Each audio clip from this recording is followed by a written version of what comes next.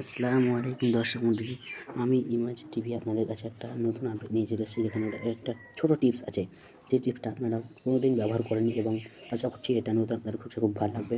আপনাদের কাছে নতুন এই অ্যাপটা আপনাদের কাছে নতুন এসছে, তো আপনারা যদি ভালো লাগে আপনারা তাহলে এইটাকে লাইক করবেন আর সাবস্ক্রাইব করে দেবেন আর নতুন চ্যানেলটাকে শেয়ার করবেন বেশি বেশি করে। চলুন অ্যাপটা কীভাবে ইনস্টল করা যায় দেখা যায়। তো আমরা এই অ্যাপটাকে ইনস্টল করে নিয়েছি মধ্যে।